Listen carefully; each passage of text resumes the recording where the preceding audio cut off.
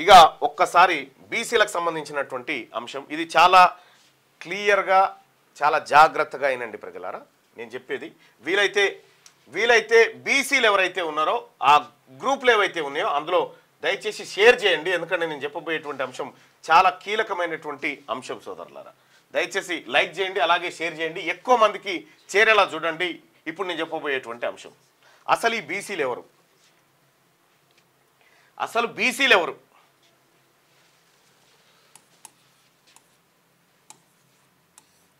బీసీలు ఎవరు అంటే దాదాపు 2000 సంవత్సరాల క్రితం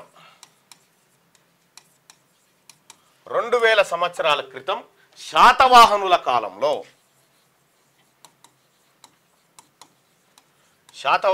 కాలంలో శ్రేణి అనేటువంటిది ఉండే శ్రేణి అనే వ్యవస్థ ఉండే ఈ శ్రేణిలో దాదాపుగా 18 కుల వృత్తులు ఉండేటి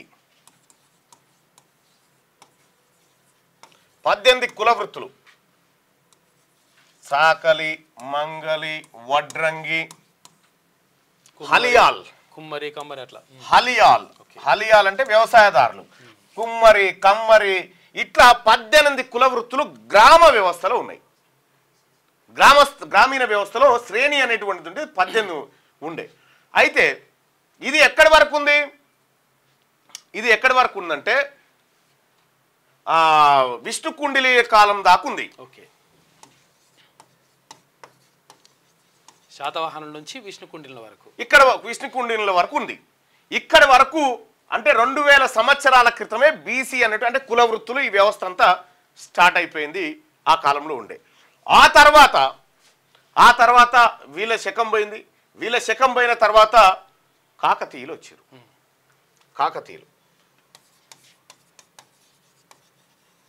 కాకతీయుల కాలంలో ఏం జరిగిందంటే కరణం రెడ్డి ఇందులో వీటిపైన పెత్తనానికి వచ్చినాయి వీటిపైన పెత్తనానికి వచ్చినటువంటి కరణం రెడ్డిలు వీళ్ళు కాకతీయుల కాలంలో ఎంటర్ అయిపోయి ఇందులో కరణం రెడ్డి వీళ్ళ కింద 12 కుల వృత్తులను పెట్టారు 12 కుల వృత్తులు పెడితే వీళ్ళు చేసే పని ఏంటంటే పన్నులు శిస్తులు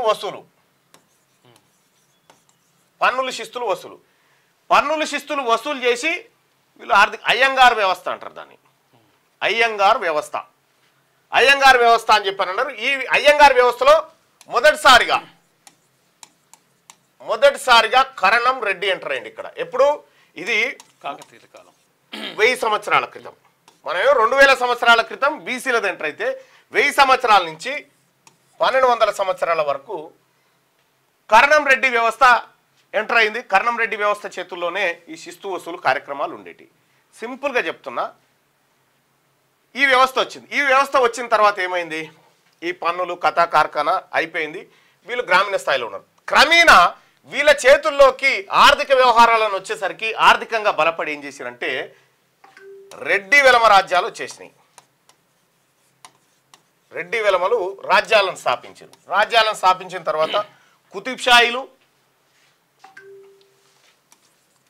షాహీలు తర్వాత వీళ్ళనేమంటారు నిజాంల రాజ్యాలు వచ్చినాయి వాళ్ళే కూలిపోయినాయి వచ్చిన తర్వాత ఏం చేసిరు అప్పటికే ఆర్థికంగా బలంగా ఉన్నటువంటి వెలమ తర్వాత రెడ్డి వీళ్ళు ఏం చేశారంటే ఈ నిజాంల కింద కుతుబ్ షాహీల కింద కూడా సేమ్ పరపతిని మళ్ళీ కాకతీయుల కాలం నాటి పరపతికి వచ్చేసారు మళ్ళీ శిస్తు వసూలు కార్యక్రమాలు దీంట్లో జమీందారీ వ్యవస్థ వచ్చేసింది జమీందారి దగ్గరనే ఇక భూములు గీములు అన్నీ ఉంటాయి ఈ జమీందారులు ఏం చేస్తారంటే ఈ నిజాం రాజుకు మొత్తం కుదరదు కదా ఇగో గింత భూభాగం నీకు ఇస్తున్నాయా రామచంద్రారెడ్డి ఈడ నువ్వు ఏం పన్నులు వసూలు చేసుకుంటావు నీ ఇష్టం మా గట్టవలసింది మా గట్టేసేయి ఈయన ఇక ఈ ఊర్లన్నీ ఈయననే చూసుకునేది ఈ 50 ఊర్లు 60 ఊర్లు 70 ఊర్లు ఇట్లా 1000 ఎకరాల భూములు జమీందారుల దగ్గరకు వచ్చింది జమీందారుల దగ్గరకు వస్తే వాస్తవానికి 1940 48 దాకా అంతేగా సెప్టెంబర్ 17 వరకు ఈ వ్యవస్థ కొనసాగింది. అయితే ఎప్పుడైతే నిజాం రాజు ఈ భూమి అంతా ఎవరిది వాస్తవానికి ఈ హైదరాబాద్ సంస్థానం అంతా నిజాంలది. అందులో సర్ఫకాస్ ల్యాండ్స్ అవి ఇవి మన్ను మసడం అన్నీ ఉండే. ఈ ల్యాండ్స్ అన్ని ఒరిజినల్గా ఓనర్ నిజాం. నిజాం ఎప్పుడైతే భారత్లో విలీనమైందో నిజాం ప్రస్థానం అయిపోయింది. మరి ఈ భూములు ఎటు పోవాలి? ఈ భూములు ఎటు పోవాలంటే ఈ జమీందారుల చేతుల్లో ఈ జమీందారుల చేతుల్లోనే. వాస్తవానికి ఈ జమీందారులు ఈ భూములకు ఓనర్లు కాదు, ఓనర్ నిజాం. కానీ ఈ జమీందారుల చేతుల్లోకి పోయినాయి. జమీందారులకు అప్పుడు ఈ 6,000 ఎకరాలు 3,000 ఎకరాలు 4,000 ఎకరాలు ఇట్లా ఉండేది. తర్వాత ఏం జరిగింది? తర్వాత తెలంగాణ సాయుధ రైతాంగ పోరాటం జరిగింది. పోరాటము ఆ తర్వాత ఈ వ్యవహారం అంతా జరిగింది. ఇక్కడ నిజాం కాలం నుంచి కొనసాగుతున్నటువంటి జమీందారుల దగ్గర చేతుల్లోకి భూమి ఉంది కదా. ఇందులో అప్పుడు మనకి ఇచ్చినటువంటి మంగళోల మాన్యము గొల్లోల మాన్యము ఈ మాన్యాలను ఎక్కడి అంటే నిజాం ఇచ్చిన మాన్యాలు అవన్నీ వీళ్ళు ఇచ్చినాయి కాదు. ఏమైంది? వీళ్ళ చేతుల్లోకి ఎక్కడ వెలమారెడ్డిల చేతిల్లోకి ఈ వ్యవస్థ భూ వ్యవస్థ అంతా వాళ్ళ పరిపాలనలోకి వచ్చింది. బీసీల దగ్గర 5 నుంచి భూ పంపిణీ కేవలం 5 నుంచి 10 ఎకరాల లోపే జరిగింది. మొత్తం భూములకు వాళ్ళే ఓనర్లు అయిపోయారు నిజాం దగ్గర నుంచి నేరుగా. ఎందుకంటే రికార్డులు వాళ్ళ దగ్గర ఉన్నాయి కాబట్టి వాళ్ళు ఇష్టం ఉన్నట్టు రాసుకున్నారు. ఇక్కడ జరిగినటువంటి మహా ఉద్యమం ఏంటంటే మనకు ఉమ్మడి ఆంధ్రప్రదేశ్ ఏర్పడ్డది 56లో. ఆ తర్వాత కర్నూలు వాళ్ళ రాజధాని పోయి హైదరాబాద్కి వచ్చేసారు. పెద్ద మనుషుల ఒప్పందం మన్ను మాషాడం అన్ని జరిగినాయి. 1973లో పివి నరసింహారావు గారు ఏం చేసిందంటే ఈ జమీందారీల దగ్గర ఉన్నటువంటి భూములు ఏవైతే ఉన్నాయో ఒక్కని దగ్గర 54 ఎకరాల కంటే ఎక్కువ ఉండొద్దని చెప్పిండు. ల్యాండ్ రిఫార్మ్స్ తీసుకొచ్చిండు. ల్యాండ్ రిఫార్మ్స్ తీసుకొచ్చి పివి నరసింహారావు గారు పుణ్యాత్ముడు మహాత్ముడు పివి నరసింహారావు గారు ల్యాండ్ రిఫార్మ్స్ తీసుకొచ్చి 1973లో మీకు 54 ఎకరాల భూమి కంటే ఎక్కువ ఉండడానికి వీల్లేదు ల్యాండ్ సీలింగ్ యాక్ట్ అది తీసుకొచ్చిండు. ఇది తీసుకురావడంతో అంటే ఇందులో తరి అవి వేరు ఉన్నాయి. అయితే ఇది తీసుకొచ్చింది కదా. ఇది తీసుకురాగానే వీళ్ళ దగ్గర ఉన్నటువంటి భూములను ఏం చేసిరు? కుక్క పేరున నక్క పేరున ఎవ్వని పేరు మీద పడితే వాని పేరు మీద డివిజన్ చేసిరు. డివిజన్ చేసి వాని పేరు మీద ఈయన పేరు మీద రాసిరు. ఇంకా చాలా మందికి ఇప్పుడు ఈ ముసలోళ్ళకి తెలియదు. ఆయన పేరు మీద వాని రికార్డులు తీస్తే ఎందుకంటే 60-70 ఎకరాల భూమి ఉంటుంది. ఈయనకు తెలియదు. అయితే కుక్క పేరున నక్క పేరున లెక్కలు రాసిరనే పాటలు కూడా ఉన్నాయి. ఆ పాటలు కూడా ఉన్నాయి. ఇక్కడ 1973లో ల్యాండ్ రిఫార్మ్స్ తీసుకొచ్చి మీకు ఇంతకంటే ఎక్కువ ఉండడానికి వీల్లేదంటే జమీందారుల దగ్గర ఉన్నటువంటి 20% భూమి గవర్నమెంట్ చేతుల్లోకి అంటే సీలింగ్లోకి వచ్చేసింది. అప్పుడు 1974లో ఆ తల్లి ఇందిరాగాంధీ ల్యాండ్ రిఫార్మ్స్ తీసుకొచ్చింది. ల్యాండ్ రిఫార్మ్స్ తీసుకొచ్చి ఏం చేసింది? ఈ 20% భూమిని పేదోళ్ళకు పంచింది. పేదలకు పంచింది భూమిని. 20% భూమిని ఇప్పుడు మన దగ్గర ఉన్నటువంటి పొరంబోక్ భూమి లావన్పట్ట భూములు అన్నీగో ఇవే ఆ తల్లి ఇందిరాగాంధీ పంచింది. ఇందిరాగాంధీ పంచితే వీళ్ళ దగ్గరికి మళ్ళీ బీసీల దగ్గరికి మళ్ళీ కొంత భూమి వచ్చిందిగా. మళ్ళీ ఈ భూమిని ఏం చేయాలి? ఈ భూమిని ఏం చేయాలంటే ల్యాండ్ యాక్వేషన్ పేరు మీద కొల్లగొట్టుడు స్టార్ట్ చేసేది. ల్యాండ్ యాక్వేషన్ పేరు మీద కొల్లగొట్టుడు స్టార్ట్ చేసి గత ప్రభుత్వాలు కొల్లగొట్టుడు స్టార్ట్ చేస్తే 2013లో చట్టం చేసింది యూపీఏ గవర్నమెంట్. 2013లో ఒక చట్టం చేసింది యూపీఏ గవర్నమెంట్.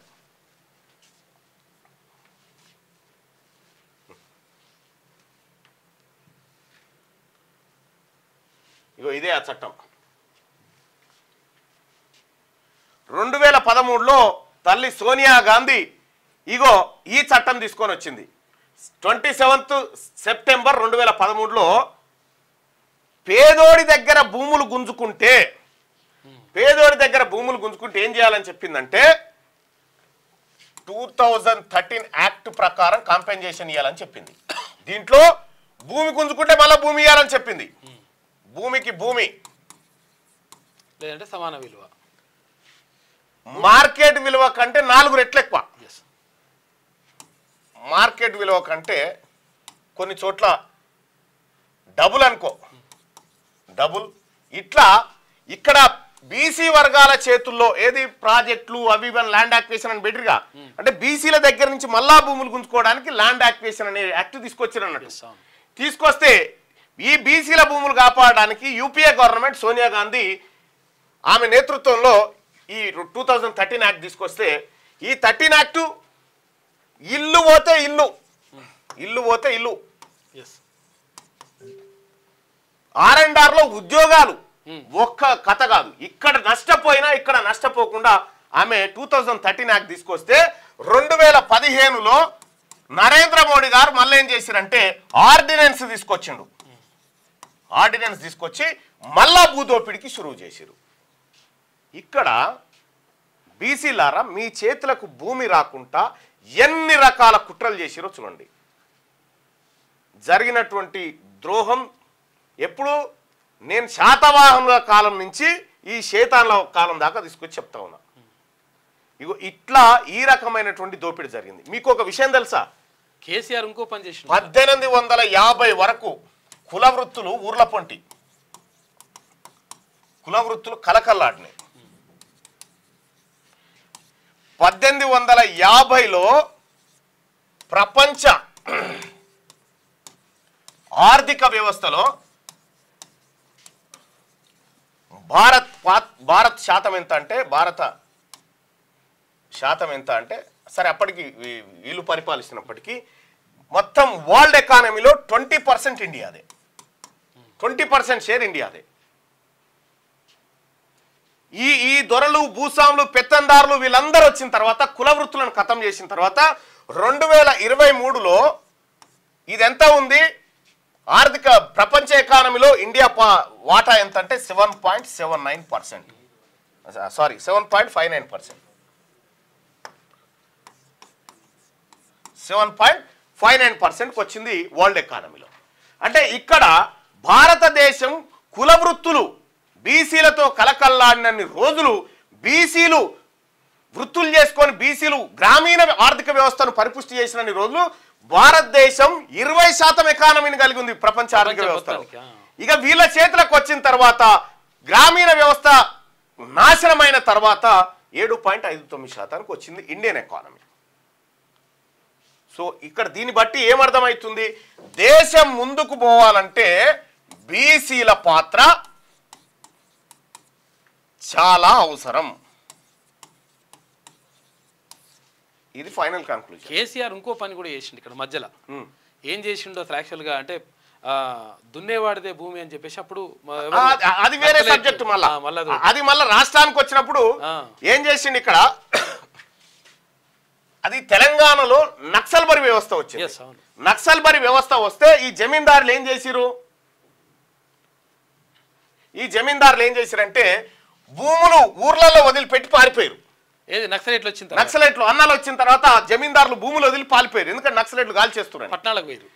వీళ్ళు వారిపోగానే వీళ్ళ భూములలో ఎర్ర జెండాలు బాతారు నక్సలైట్లు. ఎర్ర జెండాలు బాతంగానే ఏం చేసిరు జమీందారులు? పట్టణాల పొంటి వచ్చారు కదా, అరే ఎట్లాగో నువ్వే దున్నుకుంటున్నావు గారా అని పేదోని చెప్పి, నువ్వే దున్నుకుంటున్నావు గారా ఎంత ఇస్తావో ఈరా అన్నారు. ఇక గింత ఇస్తున్నాను మా దగ్గర వసూలు చేసిరు. వసూలు చేయగానే ఆ వసూలు చేసిన పైకమంతా వచ్చి పట్టణంలో రియల్ ఎస్టేట్ వ్యాపారాలు చేసిరు. ఆ ఎవరైతే పేదోడు ఇచ్చినగా పైసలు వానికి తెల్ల కాగితం మీద రాసిచ్చాడు.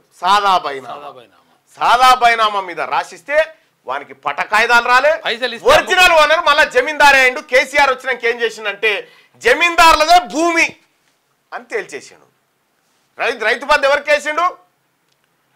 అంతకుముందు చట్టం ఉండే అనుభవదారుడి కాలం అనేది ఉండేది.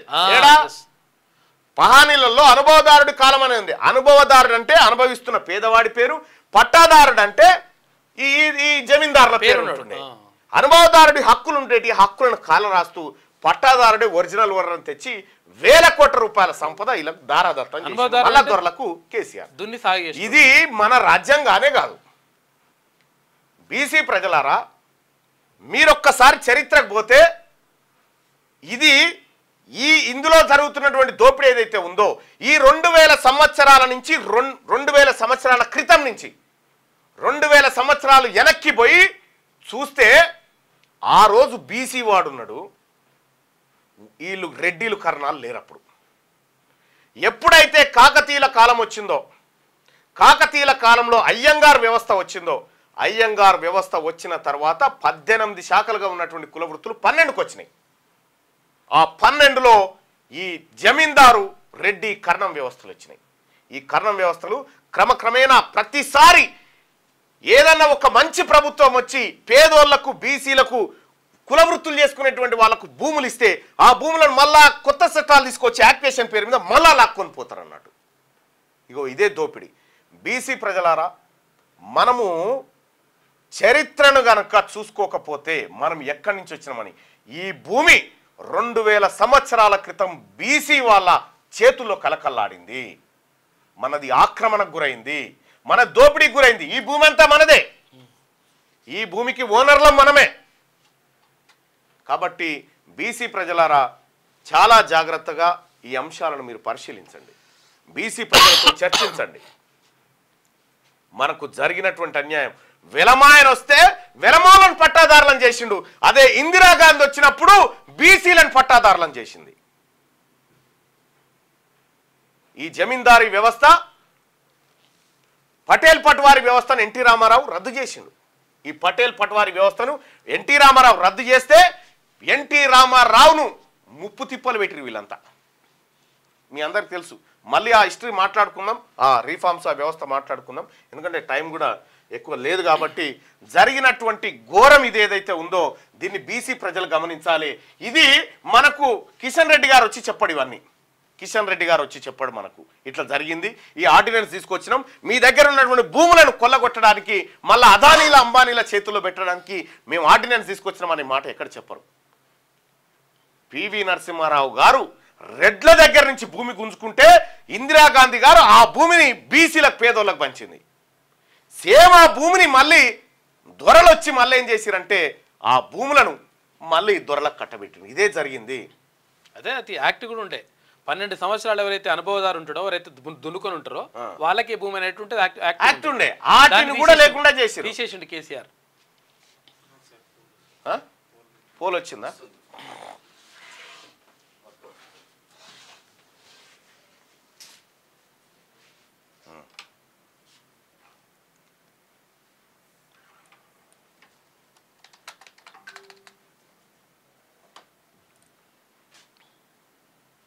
ఇద్దరులో తప్పే. ఓకే, కేటీఆర్, సురేఖ. రైట్, ఇది జరిగినటువంటి చరిత్ర. ఈ చరిత్రను మరుగున పడేయడానికి రకరకాల కుట్రలు జరుగుతూ ఉంటాయి. 2000 సంవత్సరాల నుంచి ఇప్పటి వరకు బీసీ వాడు అధికారంలో లేడు.